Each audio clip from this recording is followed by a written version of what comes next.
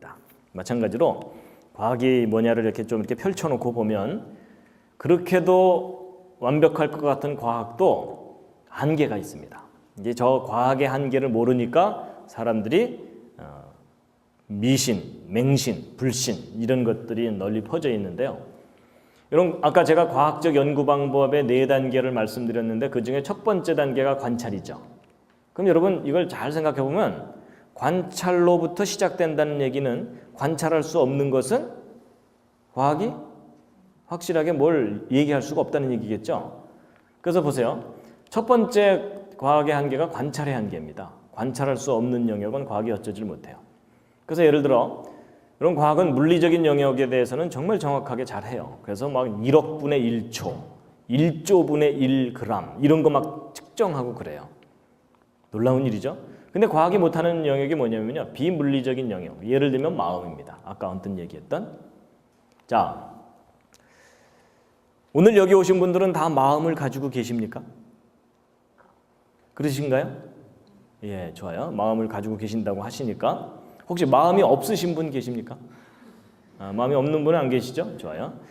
자, 다 마음을 갖고 계시다고 우기니까 그럼 여러분 마음이 여러분 몸 안에 있습니까? 몸 바깥에 있습니까? 몸 안에 있는 것 같으시죠? 좋아요. 뭐 그렇게 큰 몸도 아니니까 그러면 각자 자기 마음이 있는 곳을 한번 가리켜 보시죠.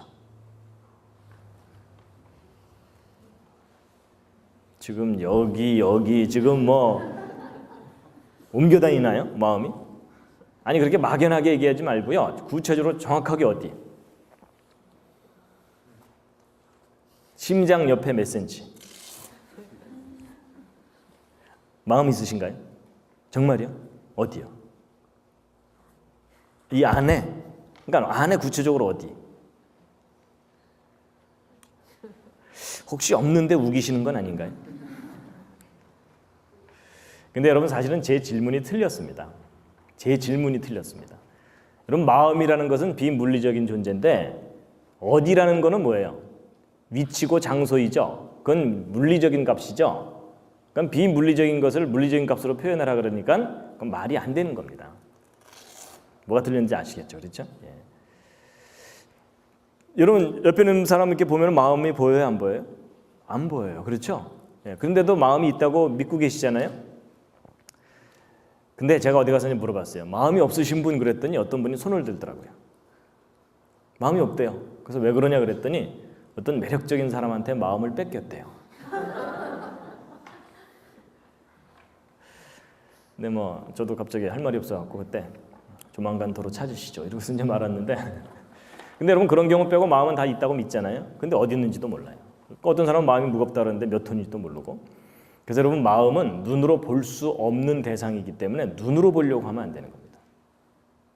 그런데도 마음은 있다고 믿잖아요. 근데 이 점이 참 중요합니다. 내가 눈으로 볼 수 있는 것만 존재하겠다라고 생각하는 게 그게 과학주의입니다. 그게 과학주의입니다.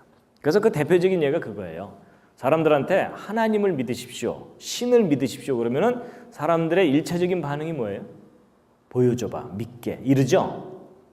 보여줘봐, 믿게 라고 반응하는 그 대답이 바로 과학주의입니다. 그 사람은 생각이 뭐예요?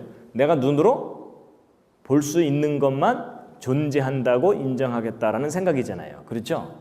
근데 그게 틀린 생각입니다. 눈으로 볼 수 없는 영역이 분명히 있는데 그 중에 한 예가 마음이에요. 그래서 눈으로 볼 수 없는 영역이 있다는 걸 우리가 분명하게 알아야 됩니다. 그래서 마음은요, 과학이 직접 다루지 않고 심리학이라는 영역에서 따로 다룹니다. 그렇죠? 과학이 그 심리학에 도움을 좀 줄 뿐이에요. 그래서 마음 말고도 정신이라든지 영혼 이런 것들도 비슷한 개념들이죠. 예. 근데 영혼은 좀 더 어려워요. 제가 이제 물어보면 마음이 없다고 생각하는 사람은 다 없는데 제가 어디 가서 영혼이 없다고 생각하시는 분 그러면 손 드는 사람들이 꽤 있습니다. 그건 영혼이 없어서가 아니고 자기의 영혼을 자기가 인식을 못하는 거예요. 근데 여러분 제가 이제 나중에 좀 이따가 옆에 있는 분 마음을 읽고 영혼을 읽는 방법을 가르쳐 드릴게요. 갑자기 두려우시죠? 그렇죠? 내 마음이 보일까 봐. 근데 그 정확하게 그 방법을 알면 읽을 수가 있습니다. 자, 그 다음에 이제 과학의 또 다른 한계가 뭐냐면요. 아까 제가 실험적으로 증명이 돼야만 이다라고 단정할 수 있다 그랬죠. 그럼 과학의 또 다른 한계는 모든 것을 다 단정하지 못하는 한계가 있어요. 증명 못하는 것은 단정을 못하고 일 것이다라고밖에 표현을 못하는 겁니다. 그래서 이제 여러분 증명을 한다는 얘기는 다시 관찰할 수 있어야 된다는 얘기인데 다시 관찰할 수 없는 딱 한 번밖에 일어나지 않는 사건들은 증명을 못하게 돼 있습니다. 그래서 그 딱 한 번밖에 일어나지 않는 사건이 연속적으로 쭉 이어지는 걸 우리가 역사라고 얘기합니다. 그래서 역사는 증명할 수가 없어요. 다시 확인할 수가 없으니까. 예를 들어 이제 이런 겁니다. 여러분 거북선을 누가 만들었죠? 이순신 장군의 부하들이. 그렇죠? 그분이 직접 대패질 하셨겠어요? 근데 이제 우리는 이제 대표성을 갖고 이순신 장군이 거북선을 만들었다 이렇게 얘기하는데, 근데 여러분 이순신 장군이 거북선을 만들었다는 걸 여러분이 어떻게 이렇게 확신을 하세요? 직접 보셨어요? 아니죠? 그럼 여러분이 그걸 어떻게 해? 결국 잘 생각해 보면 역사의 기록을 믿는 겁니다. 그렇죠? 여러분 역사는 기록에 대한 믿음이지 사실을 직접 눈으로 확인하는 게 아니에요. 역사는 거대한 믿음의 영역입니다. 근데 이제 한국에서 살면서 이순신 장군이 거북선 안 만들었을 걸 이러고 돌아다니면 돌 맞아요. 그렇죠? 네. 그런데 예를 들면 이런 게 있어요. 여러분 그 삼국시대, 그 우리나라 역사 중에 고구려 백제신라 삼국시대라는 거 배우셨잖아요. 보통 삼국시대가 이 한반도와 만주 땅에 걸쳐서 있었다 이렇게 배우셨죠? 근데 얼마 전부터 제야 사학자들과 일부 학자들이 이건 일제시대 때 왜곡된 거다. 우리의 진짜 삼국시대는 이런 게 아니었다. 우리 진짜 삼국시대는 이런 상태였다는 거예요. 심히 마음에 드시죠? 그래서 여러분 이 중국 본토가 백제의 주무대였고 그 다음에 만주, 한반도 해서 이 넓은 영역이 우리 진짜 삼국시대였다는 거예요. 근데 일제시대 때 그냥 우리 역사하고 중국 역사를 몽땅 다 왜곡시켜 있는 바람에 우리가 이렇게 오그라들었다 이렇게 된 거예요. 아마 이 오른쪽 이야기 처음 들으시는 분들은 기분은 좋은데 황당하다 이런 생각 드실 거예요. 그렇죠? 네. 근데 여러분 어쨌든 이 둘 중에 어느 쪽이 우리 진짜 역사입니까? 지금 여러분의 심정으로는 오른쪽입니다. 그렇죠? 근데 여러분이 그동안 배운 지식으로는 왼쪽이죠? 근데 정말 어느 게 우리 역사예요? 그건 아무도 확인할 수가 없어요. 여러분 이 오른쪽 이야기 황당해 보이지만요. 저걸 주장하는 사람들이 아주 구체적인 근거들을 제시를 하거든요. 근데 그렇게 읽다 보면은 정말 그랬겠네 이런 생각이 들어요. 결국 무슨 얘기냐면 오른쪽을 주장하는 사람은 오른쪽에 대한 근거를 갖고 믿는 거고요. 왼쪽을 주장하는 사람들은 왼쪽에 대한 근거를 갖고 믿는 겁니다. 결국 둘 다 뭐예요? 믿음의 대상입니다. 그렇죠? 예. 그래서 여러분 이 역사라는 것이 믿음의 영역이다라는 걸 우리가 확실하게 알아야 됩니다. 근데 이제 이런 일회적인 사건이 연속적으로 쭉 일어날 때가 역사인데 이런 일회적인 사건이 딱 한 번 일어나고 말아버리는 경우가 있어요. 그런 걸 우리가 뭐라 그러냐면 기적이라 그래요. 기적. 여러분 진짜 기적은 증명할 수 없습니다. 그걸 여러분이 분명하게 아셔야 됩니다. 여러분 제가 만약에 예수님이 행하신 그 기적이 진짜 기적이라면 제가 증명할 수 있어요? 없어요? 없어요. 제가 만약에 예수님의 기적을 증명을 한다. 그럼 그건 더 이상 기적이에요? 아니에요? 그건 기적이 아닙니다. 그래서 여러분 진정한 의미의 기적은 증명할 수 없는 게 기적이에요. 그렇죠? 예. 그래서 기적 증명해봐 이러는 분들을 만나거든 또 잘 돌봐드려야 됩니다. 기적이 정확하게 뭔지를 모르는 분이 이제 그런 얘기를 하는 겁니다. 그런 제가 기적이라고 무조건 다 믿어야 되느냐? 그건 아니에요. 가짜 기적도 있고 이런 마술사들이 하는 것은 그건 진짜 기적이 아닙니다. 열심히 훈련해가지고서 트릭을 쓰는 겁니다. 자, 그런데 이제 우리가 기적에 대해서 이제 오해하고 있는 부분이 하나 있어서 그걸 이제 말씀드릴 텐데요. 여러분 보통 뭐 성경을 보면 예수님이 물을 걸어가시고 물로 포도주를 만드시고 이런 내용 나오잖아요. 근데 그런 기적은 과학적인 현상입니까? 비과학적인 현상입니까? 비과학적이다. 그렇게 알고 계시죠? 그 다음에 합리적입니까? 비합리적입니까? 비합리적이고 비논리적인 것이다 라고 생각하시죠? 그래서 여러분이 성경의 그 기적을 정확하게 이해를 못하실 수가 있습니다. 여러분 기적 중에도 과학적이고 합리적이고 논리적인 기적이 있을 수가 있습니다. 제가 그것을 설명드리기 위해서 최선을 다해서 그린 두 번째 작품입니다. 이번엔 좀 훨씬 괜찮아졌습니다. 훨씬 세련되졌죠? 예. 제목은 개미와 바퀴벌레와 메뚜기입니다. 그럼 제가 개미, 바퀴벌레, 메뚜기를 나름대로 그린 건데요. 여러분 차원 이야기를 좀 하려고 합니다. 여러분 수학에서 차원 얘기 하잖아요. 1차원, 2차원, 3차원 얘기하는데 여러분 직선은 몇 차원이죠? 이게 1차원입니다. 선은, 그다음에 면은, 평면은 2차원, 그다음에 공간은 3차원. 예, 그것만 아시면 이제 다 이해하실 수 있습니다. 자, 이 개미 1차원을 사는 존재, 바퀴벌레 2차원을 사는 존재, 메뚜기 3차원을 사는 존재라고 가정해 보자고요. 자, 이 개미 이 직선을 따라서만 평생 살고 이 직선 바깥에 뭐가 있다는 걸 몰라요. 1차원이죠. 그 다음에 바퀴벌레 방바닥만 돌아다니다 끝나요.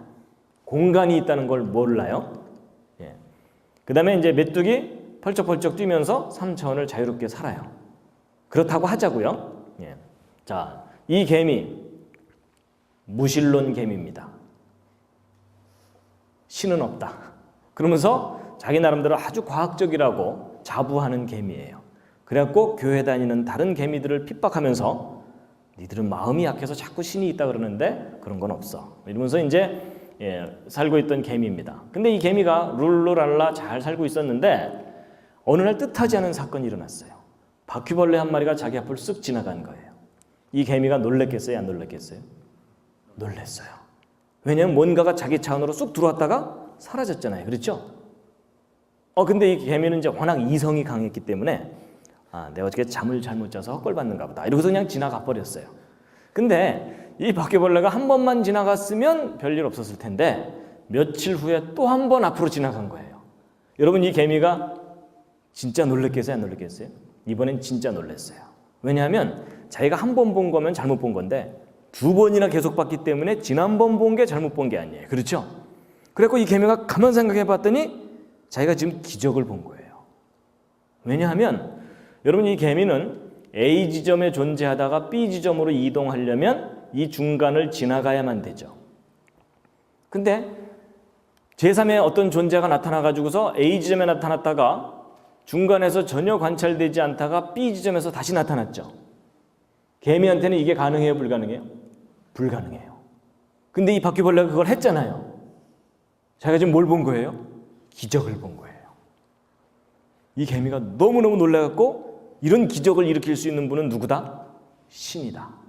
그래가지고 이 개미가 드디어 자기가 신을 만났다고 생각한 거예요. 그래갖고 이 개미가 두 번째 바퀴벌레가 나타난 날 방탕했던 과거를 청산하고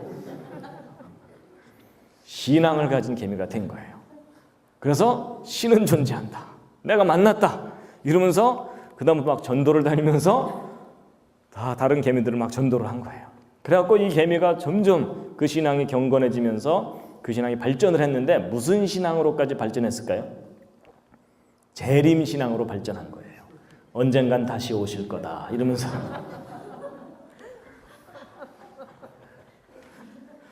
자, 이해가 되시죠? 자, 근데 이제 이 바퀴벌레는 자기가 개미에게 신적인 존재가 되어 있는 줄도 모르고 방바닥만 돌아다니면서 부지런히 살고 있었어요. 근데 이 바퀴벌레에게도 똑같은 일이 벌어진 거예요. 뭐냐? 메뚜기 한 마리가 자기 차원으로 들어와서 잠시 지냈는데 얼마나 놀랬겠어요. 그렇죠? 이분이 어디서 오셨다가 근데 이제 어느 날 또 사라졌어요. 뛴 거죠. 그렇죠? 그래서 아니 이분이 어디 가셨지? 뭐 그랬지만 또 뭐 바쁘니까 그래가지고 그냥 살고 있었는데 다시 메뚜기가 다시 나타났죠. 놀랬겠죠. 그래서 이 바퀴벌레도 어떻게 됐을 것 같습니까? 방탕했던 과거를 청산하고 이 메뚜기를 신으로 모시고 잠시 가르침을 주시옵소서 이러면서 살다가 또 뛴 거예요. 그래갖고 이 바퀴벌레도 그 신앙이 점점 발전해서 무슨 신앙으로 발전했다고요? 재림 신앙으로 발전한 거예요. 그분이 다시 오셔서 우리를 구원하실 거다 이러면서. 자, 여러분 일단 상황 다 이해하셨죠? 자, 이제 정리를 해보면요. 여러분 이 메뚜기가 볼 때 이 개미가 바퀴벌레를 신으로 모시고 살고 있는 걸 보면 웃겨요, 안 웃겨요? 웃겨요. 그렇죠? 근데 여러분 이 개미는 진지해요, 안 진지해요? 여러분 진지하다 못해 엄숙해요. 그렇죠? 감히 그분의 이름을 함부로 부르지 말아라 이러면서. 여러분 이 메뚜기가 볼 때는 이 모든 상황은 다 당연한 일이고 자기 과학적으로 다 증명하고 설명할 수 있는 내용들이에요. 그런데 이 개미는 이 모든 일들을 다 증명할 수가 없고 너무나 놀라운 일들이에요. 그렇죠? 이게 무슨 얘기냐면 위 차원에서 아래 차원을 보면 당연한데 아래 차원에서 위 차원의 일들을 보면은 다 기적이라는 거예요. 근데 여러분 제가 이런 설명을 드리는 이유가 여러분과 제가 이 개미나 바퀴벌레 같은 상황일 수 있다는 얘기입니다. 무슨 얘기냐면 여러분과 저는 지금 현재 몇 차원을 살고 있냐면 3차원을 살고 있어요. 그래서 공간상에서는 얼마든지 휘젓고 살아요. 그렇죠? 가끔 한 잔 들어가면 다 나와 이러면서 살아요. 그렇죠? 근데 여러분과 제가 뛰어넘지 못하는 차원이 하나 이상 있어요. 그 하나가 시간이에요. 시간. 여러분과 저는 지금 현재 같은 시간에서 함께 살아가고 있어요. 그렇죠? 뭐 제가 이제 한국으로 돌아가면 여러분과 저는 거리는 떨어져 있지만은 언제나 같은 시간을 살아요. 그래서 제가 다시 만약에 여름이나 겨울에 다시 또 오면은 또 만날 수 있고요. 맞죠? 그래서 우리는 같은 시간을 함께 가는 운명이거든요. 여러분 중에 어떤 사람 밉다고 야, 너 좀 뒤로 쳐져서 올래? 이럴 수가 없잖아요. 또 반대로 세상이 싫다고 나 먼저 갈게 이러면서 먼저 앞서갈 수도 없고 같은 시간을 가고 있죠. 근데 우리가 이렇게 같은 시간을 늘 같이 가고 있는데 우리 이상의 차원의 어떤 존재가 우리 과거에도 역사 속에 존재했었다가 갑자기 현실에 딱 나타나갖고 그동안 잘 있었니? 이러다가 잠시 지내다가 나중에 내가 다시 올게? 그러면서 다시 먼 훗날 다시 나타나고 그럴 수도 있겠죠. 근데 그런 것을 우리가 보면은 그건 다 뭐예요? 기적이에요. 근데 그 윗차원에서 보면은 뭐예요? 과학이고 상식이라는 거죠. 이해가 되시죠? 근데 여러분 제가 이거 설명드리는 거가 이론적으로만 설명드리는 게 아니고 성경을 보면 이런 장면이 나와요. 어디서 나오냐면 보세요. 요한복음 8장에 예수님께서 2000년 전에 이 땅에 오셨을 때 이스라엘 사람들하고 이렇게 얘기하다가 돌 맞을 뻔한 적이 있으셨어요. 무슨 말을 했냐면 바로 여기인데요. 함께 한번 읽으시겠습니다. 시작.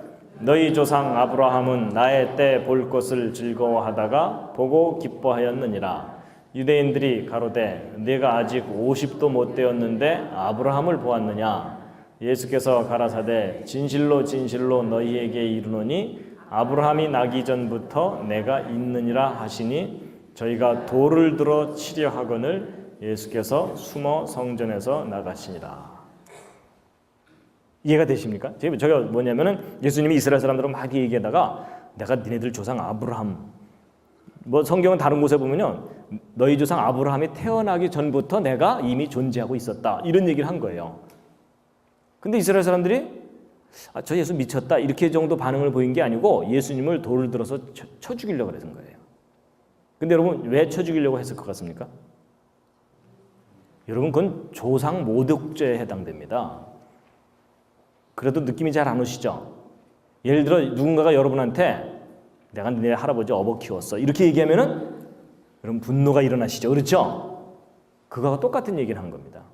이스라엘 사람들의 뿌리가 되는 아브라함보다도 할아버지다 이런 얘기를 하는 거니까는 저놈이 우리를 모독하네 이런 거거든요. 그 얘기예요. 근데 이스라엘 사람들이 이해를 못한 거예요. 그게 뭐냐면 여러분 예수님은 2000년 전에 오셨을 때 이게 아브라함이잖아요. 아브라함 전에 창조 때부터 존재했었다 나는. 그러다가 지금 창조 후 너희들과 함께 지금 이제 있기 위해서 잠시 온 거다.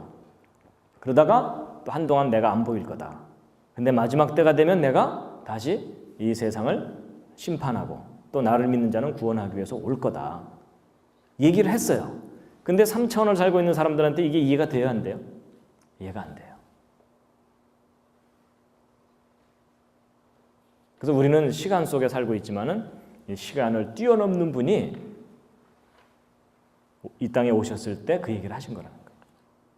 그래서 이제 결국 이제 이런 겁니다. 사람들에게 천국이 있다 이렇게 얘기하면은 보여줘봐 믿게 이러잖아요. 그렇죠? 그건 과학주의적인 생각이에요. 근데 천국이 있다는 것을 저도 증명은 못해요. 그러나 제가 과학을 공부한 것을 참 하나님께 감사를 드려요. 왜냐하면 제가 이런 것을 이렇게 생각하다 보니까 우리가 살고 있는 이 차원, 그 이상의 차원이 있을 수도 있다는 논리적인 생각을 할 수가 있게 된 거예요. 그래서 이런 겁니다. 우리가 현재 살고 있는 세상 내에서 모든 걸 해결하려고 하는 사람은 그 이상의 차원을 인정하지 않습니다. 그렇죠? 그래서 그런 사람들을 뭐라 그러냐면 그 세계관이 닫혀 있다 이렇게 표현합니다. 현실만 생각하는 거죠. 근데 우리가 살고 있는 이 세상 그 이상의 세상이 있다라고 그걸 믿고 사는 사람들이 있잖아요. 그걸 뭐라 하면 열린 세계관을 갖고 산다 이렇게 표현을 합니다. 근데 여러분 기독교인들은 성경을 읽다 보면 당연히 무슨 세계관이 생기겠습니까? 열린 세계관이 생깁니다. 왜냐하면 성경이 그걸 우리에게 얘기해 주고 있거든요. 그래서 여러분 이게 어느 게 옳다 그르다 얘기가 아닙니다. 당신은 닫힌 세계관을 갖고 있습니까? 나는 열린 세계관을 갖고 있습니다. 이런 얘기라는 거죠. 그래서 이제 이런 건 이제 그런 겁니다. 내가 증명할 수 있는 것만 믿겠다 이런 분들에게 증명할 수 없는 것들도 얼마든지 있다는 것을 논리적으로 설명해 줄 수 있는 그런 좋은 예입니다. 그 다음 이야기인데요. 여러분 아까 과학의 한계 두 가지를 얘기했는데 또 하나가 이제 뭐냐면 판단의 한계입니다. 여러분 과학에서 생각할 때 왜라는 걸 생각하는 것은 물리적인 원인과 결과만 생각할 뿐이지 도덕적, 철학적 원인과 결과는 과학이 직접 안 합니다. 그래서 예를 들어 히로시마에 원자탄이 뻥 터졌다. 과학자들이 할 수 있는 일은 반경 몇 킬로미터 이나가 파괴되고 이런 폭발력이 얼마고 이런 얘기는 과학자들의 보고서에 들어가지만 그래서 그건 나쁜 짓이다. 이런 표현은 과학자들의 보고서에는 안 들어갑니다. 결국 그런 것들은 선악이나 도덕적 가치 판단은 과학 바깥 영역입니다. 그래서 이제 보세요. 오늘날 과학의 시대에 과학이 마치 모든 걸 다 해결해 줄 수 있을 것처럼 사람들이 착각하지만 과학은 이런 이 물리적인 영역에 대해서 많이 어떤 결론을 낼 수가 있고 더 중요한 영역, 이러한 중요한 영역에 대해서는 과학이 궁극적인 결론을 못 내줍니다. 그렇죠? 마음, 영혼 이게 얼마나 중요합니까? 여러분 아무리 물질적으로 풍부해도 마음이 깨어지고 나면은 아무것도 소용없잖아요, 그렇죠? 예. 영혼이라는 것이 얼마나 우리에게 소중한 거고, 역사, 기적 이게 얼마나 또 의미가 있는 거고요. 예. 그다음에 도덕이나 선악적 가치 판단 이게 또 얼마나 중요한 영역입니까? 그래서 결국 과학의 한계를 모르는 사람들이 과학 안에서 모든 걸 해결하려다가 망하는 겁니다. 예. 과학 바깥 영역이 있다는 걸 알고 이걸 구별을 해야 된다는 겁니다.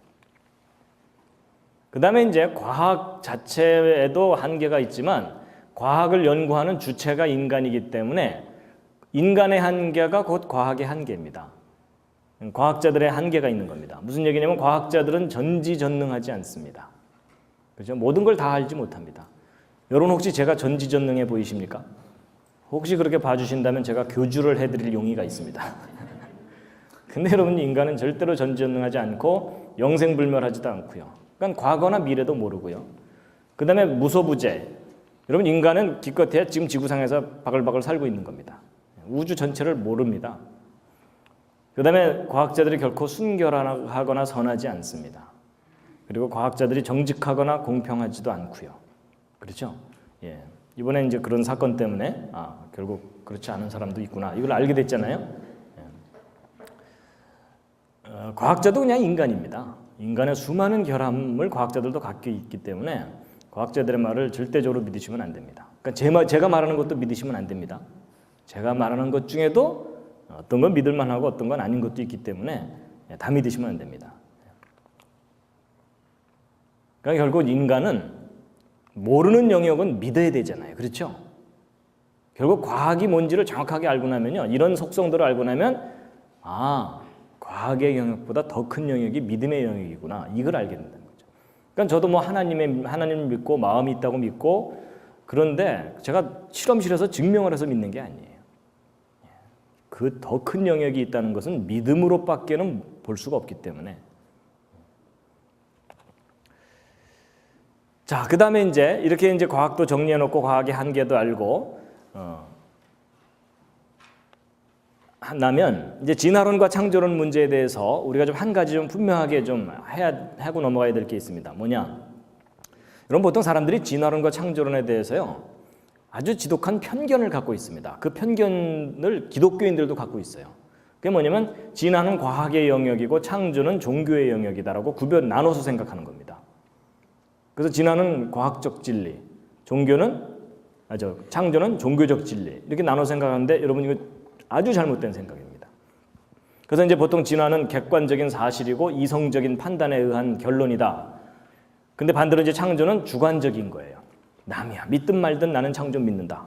그리고 관념적, 그러니까 이게 창조라는 게 역사적 사실이라기보다는 그냥 관념적으로 창조되었겠거니 이렇게 생각하거나 또 감정적, 저건 뭐겠습니까? 눈 감으면 창조된 것 같고 눈 뜨면 아닌 것 같고 뭐 이런 거 있잖아요. 그렇죠? 예. 근데 여러분 이거 아주 지독한 편견입니다. 여러분 이 진화가 과학적이다 이렇게 자꾸 얘기를 하는데 이런 과학에서는 엄격한 기준이 있습니다. 과학의 엄격한 기준 중에 아주 강한 기준이 뭐냐면 증명의 문제입니다. 여러분 증명이 뭐라 그랬냐면 다시 눈으로 확인할 수 있는 것이 증명이라 그랬죠. 그럼 여러분 한번 따져보세요. 진화 증명할 수 있겠습니까? 없겠습니까? 진화 증명할 수 없습니다. 그러면 진화 증명하려면 엄격하게 증명하려면 어떻게 해야 되죠? 지난 45억 년 동안 이 모든 것들이 변해온 과정을 다시 확인할 수 있어야 돼요. 맞죠? 변하네, 변했네 뭐 이러면서 볼 수 있어야 되는데 그렇게 할 수 없잖아요. 그러니까 진화는 증명할 수 없어요. 그럼 여러분 증명할 수 없다면 진화가 법칙입니까? 이론입니까? 이론이에요. 그래서 여러분 진화라는 단어 뒤에 항상 한 글자가 더 붙는 게 뭐가 붙어요? 진화론하고 붙는 거, 요거 중요하게 생각해야 됩니다. 진화는 하나의 이론이에요. 그러니까 진화되었다가 맞습니까? 진화되었을 것이다가 맞습니까? 진화되었을 것이다가 맞는 표현입니다. 진화되었다, 이거 틀린 표현입니다. 이해가 되시죠? 예. 그래서 진화되었을 것. 그런데 여러분 무엇일 것이다 라는 표현에는 반드시 뭐가 필요합니까? 믿음이 필요합니다. 그렇죠? 사실을 확인할 수 없기 때문에. 그래서 진화가 법칙이나 사실이 아니라 이론이다라는 걸 말씀드리는 건데 여러분 제가 진화론을 일부러 깎아내리려고 하는 얘기가 아닙니다. 자리매김을 정확하게 해야 된다는 얘기입니다. 자, 그런데 이제 반대로 창조입니다. 자, 질문합니다. 한번 대답해 보세요. 여러분 창조가 역사적 사실입니까? 이론입니까? 가슴에 손을 얹고 다시 한번 대답해 주시기 바랍니다. 여러분 창조가 사실입니까? 이론입니까? 그래도 우기시네요. 여러분 많은 경우 기독교인들이 불공평하다, 독선적이다 이런 얘기를 듣습니다. 근데 이제 이런 거예요. 여러분 공평하고 공평하다는 얘기가 뭐냐면 동일한 기준을 양쪽에 적용해야 공평한 겁니다. 그렇죠? 이 사람은 이 기준, 저 사람은 저 기준 이러면은 공평한 게 아니죠. 여러분 지금 우리가 지금 진화가 역사적 사실이 아니고 이론에 불과하다라는 것을 이야기하기 위해서 증명이라는 엄격한 기준을 적용했잖아요. 그럼 이 똑같은 기준을 이 오른쪽에도 적용해야죠. 그렇죠? 다시 한번 질문합니다. 여러분 창조 역사적 사실입니까? 이론입니까? 지금 마음에 큰 갈등이 있으실 겁니다. 그렇죠? 주여 가능하면 이 질문을 피하게 하여 주시옵소서. 근데 여러분 우리가 좀 객관적으로 공평해야 되는 게 뭐냐면 여러분 이쪽이 이론이면 창조도 증명할 수 없어요. 여러분 창조 증명하려면 어떻게 해야 됩니까? 빛이 있으라 이러면 막 빛이 있고 없고 막 그래야 돼요. 물론 이제 스위치 옆에 서갖고 있으라 없으라 이러면은 비슷하게는 되는데 그건 증명이 아니고 흉내내는 거죠. 그래서 창조도 증명할 수 없어요. 근데 거기에 조건이 있어요. 인간의 과학으로는. 그렇죠? 기독교인들이 하나 믿고 버티는 게 뭐예요? 창조자 하나님이 오시면 증명해 주신다. 그걸 믿고 있는 거예요. 그렇죠? 근데 인간이기 때문에 증명할 수 없거든요. 그럼 인간의 과학으로 볼 때도 창조는 뭐예요? 이론이에요. 그래서 여러분 우리는 좀 겸손해져야 됩니다. 제가 증명할 수 있다면 창조가 사실이다라고 아주 단정해서 말하겠는데 저는 증명을 못해요. 그렇죠? 그래서 창조도 이론이에요. 그러면 창조되었다가 맞는 표현이에요? 창조되었을 것이다가 맞는 표현입니까? 창조되었을 것이다라는 것이 맞는 표현이라는 겁니다.